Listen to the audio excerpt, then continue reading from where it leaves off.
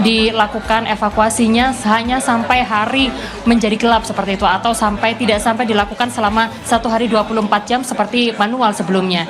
Ini ya Cynthia dan juga saudara, untuk proses atau mekanisme yang akan dilakukan terkait dengan alat berat ini, sebelumnya saya akan sampaikan terlebih dahulu bahwa untuk melakukan proses evakuasi ini ada 5 alat berat yang juga kemudian dikerahkan dengan penuh kehati-hatian.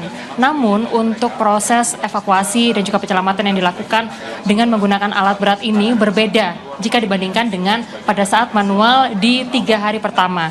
Jadi untuk proses dengan menggunakan alat berat ini dilakukan evakuasinya hanya sampai hari menjadi gelap seperti itu, atau tidak sampai dilakukan selama 1 hari 24 jam seperti manual sebelumnya.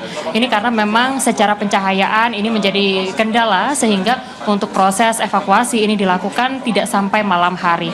Kalau dilihat dari perkembangan di posko saat ini, di hari keempat ini, anggota keluarga dari korban hingga saat ini juga masih terus mendatangi posko untuk melihat bagaimana proses evakuasi berlangsung. Karena di lokasi posko ini juga telah disediakan layar besar seperti itu, yang mana layar besar seperti layar besar yang disiapkan ini kemudian merekam secara langsung bagaimana proses evakuasi berjalan pada siang hari sampai dengan pada malam hari ini. Penggunaan alat berat sudah dilakukan sejak pukul 11.30 waktu Indonesia bagian Barat, dan untuk mekanisme pemilihan penggunaan alat berat ini juga sudah melalui sejumlah kesepakatan dan juga asesmen.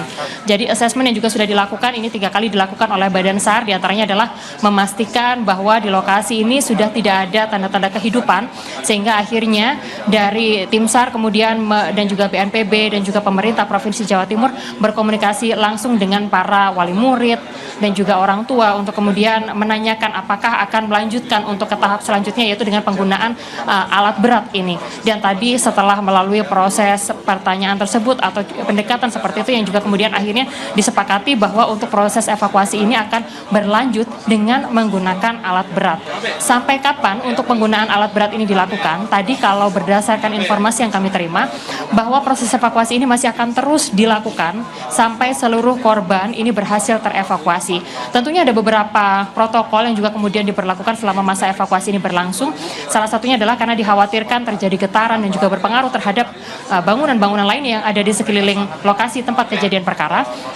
Ini dari pihak baik itu Basarnas dan juga BNPB memberlakukan garis batas seperti itu dan tidak memperbolehkan masyarakat untuk kemudian mendekati baik itu wali murid, orang tua maupun juga masyarakat sekitar untuk mendekati lokasi. Bahkan gedung-gedung bertingkat ini juga kemudian sudah dikosongkan selama masa evakuasi berlangsung sejak pukul 11.30 waktu Indonesia bagian Barat tadi.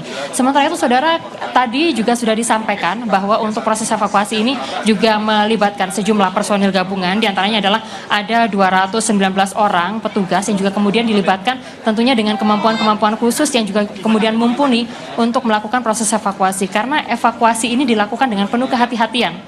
Dan memang hal ini menjadi satu hal atau protap utama karena memang untuk proses evakuasi ini di dalam lokasi bangunan diperkirakan masih ada korban yang juga kemudian terjebak. Jadi untuk data terbaru yang kami terima ini adalah ada 108 korban yang telah terevakuasi, 5 diantaranya meninggal dunia, 103 selamat, dan diperkirakan yang diduga masih terjebak ini sebanyak 59 orang sedang dalam pencarian. Demikian Cynthia.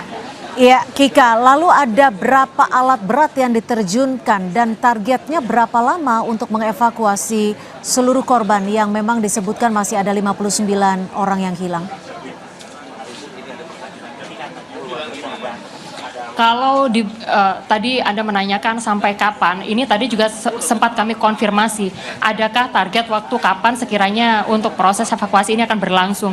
Dan tadi juga sudah dikonfirmasi oleh Wakil Gubernur Jawa Timur Emil Elistianto Dardak, bahwa untuk proses evakuasi ini karena memang prosesnya juga cukup ada banyak sekali tantangan, sehingga diperlukan kehati-hatian seperti itu. Sehingga tidak ada batas waktu tertentu yang juga kemudian ditetapkan untuk masa atau proses evakuasi ini, karena memang dibutuhkan waktu yang juga kemudian cukup lama, selain juga kemudian memindahkan puing-puing beton yang ada di lokasi kejadian. Ini juga harus dilakukan pemindahan korban seperti itu, sehingga hal ini yang juga menjadi salah satu faktor mengapa untuk proses evakuasi ini meskipun sudah melibatkan 5 alat berat, ini harus berhati-hati.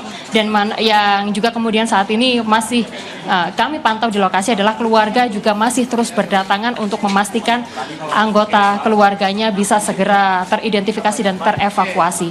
Jadi sampai kapan posko juga masih akan terus ada untuk kemudian melayani baik itu wali murid, orang tua yang hingga saat ini juga masih mencari tahu keberadaan dan juga proses evakuasi dan juga proses identifikasi yang juga kemudian sudah berlangsung. Baru saja Cynthia dan juga saudara datang Menteri Muhaimin Iskandar yang tadi juga memastikan bahwa memang ini menjadi bencana nasional dan juga mendapat perhatian dari Presiden Prabowo Subianto, sehingga untuk penanganannya yang juga menjadi poin utama dari kunjungan hari ini adalah untuk memastikan bahwa untuk pembangunan selanjutnya baik itu pondok pesantren maupun masjid dan juga fasilitas-fasilitas keagamaan lainnya ini sesuai dengan standar. Hal itu yang tadi ditekankan oleh Muhaimin Iskandar.